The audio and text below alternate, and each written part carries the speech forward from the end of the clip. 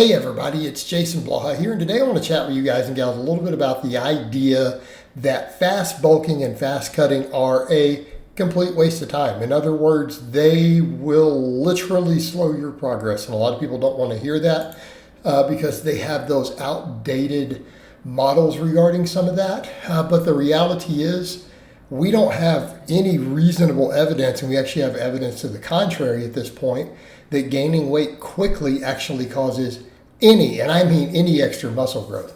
And the only reason people still believe it does is because some exercises, we can lift more weight as we gain fat on them, that the actual accumulation of body fat changes our leverages so that we can lift more weight with, no extra tension on the actual muscle fibers. And that's the problem. People think, oh, well, if I'm then lifting more weight, I'm progressing faster, then I must be gaining muscle faster.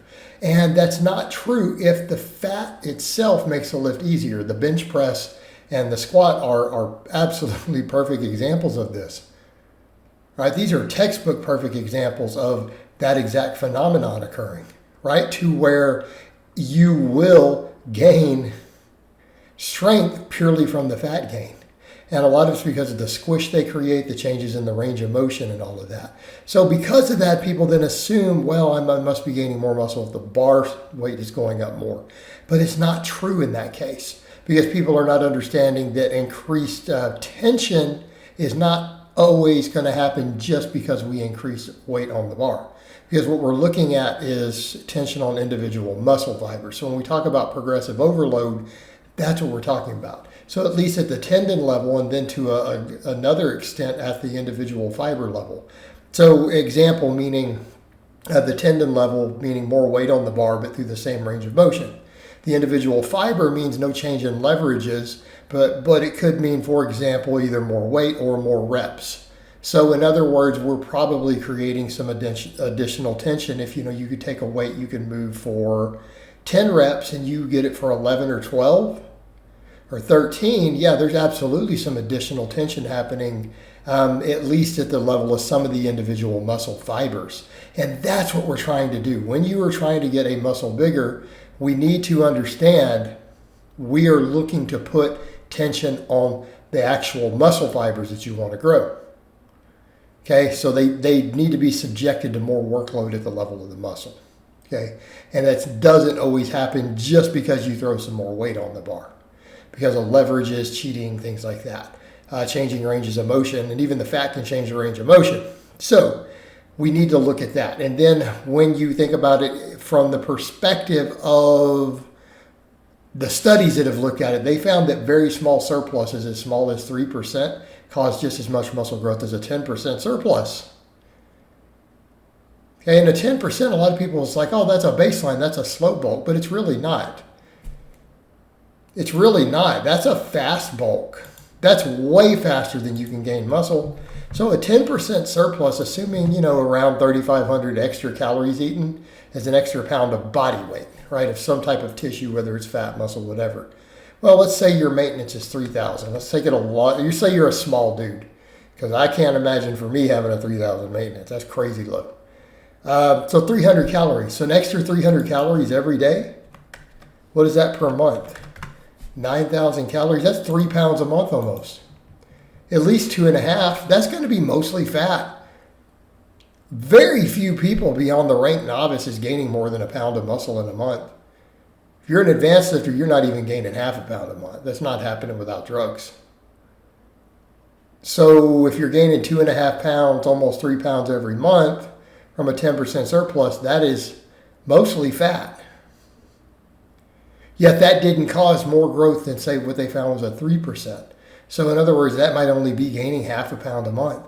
That was enough to cause maximum muscle growth when it was measured in lifters. Okay? So then you have the point of all you're doing is gaining fat. So let's say you did bulk at that 10%. You see where we're about to go?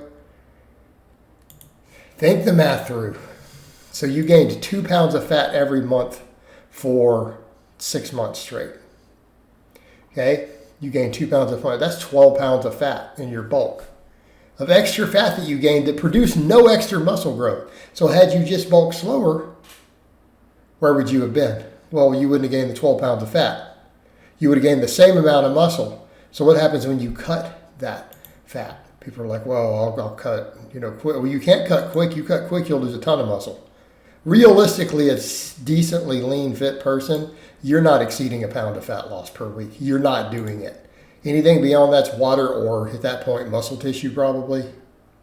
So you're looking at spending, if you want to keep most of your muscle, you're going to spend 12 weeks. That's 3 to 4 months. Well, it's actually, 3 months to diet off the extra fat from your faster bulk. So once you've dieted it off, assuming you didn't lose any muscle, that fast bulk caused you to lose 3 months of your muscle gains. So it took you to reach the same body composition 9 months to do what you could have done in 6. You see where we're going? You could have been at the same body fat had you just bulked really, really super slow, like half a pound a month. Which people say that's too low. How could you make progress? Well, you would make progress. Because if you're that low, you're gaining muscle. Even if you're at maintenance, if you're recomping and your training is really good and your protein is high, you'll gain a fair amount of muscle even if you gain 0 weight. But if you look at the math, you could have been at the same endpoint in 6 months instead of 9 months had you just bulked a hair slower. That's it. You could have been the same muscle and same body fat in 3 months instead of 9. Well, that could be extrapolated out to you're wasting 50% of your time. You're wasting 50% of your time doing extra cutting every single year if you bulk too quickly. And that's considered by many people a conservative bulk, a 10% surplus. Same thing when we cut. When you cut fast, what happens? You just lose muscle. If you just cut slow, data shows you can gain a little muscle instead of losing it.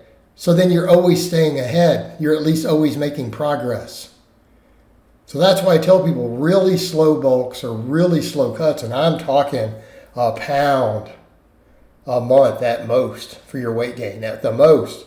Cutting, I'd say for a lot of people, man, half a pound a week is perfectly reasonable. Because at half a pound of fat loss a week, you can still gain a little bit of muscle because you're not in much of a deficit. You can recomposition still at that point. You do it this way, you're making gains all the time. You never stop making slow gains. And you never get fat. This is the way to go. It makes way more sense than what people try to do. It's because everyone's impatient. They bulk too fast, they get too fat. Then they have to waste time cutting. They cut too fast, lose muscle, and they fall behind. Completely waste time. All right, guys, but that's really all I have to say on that today. I hope it's been informative, and I'll talk to you guys and gals next time.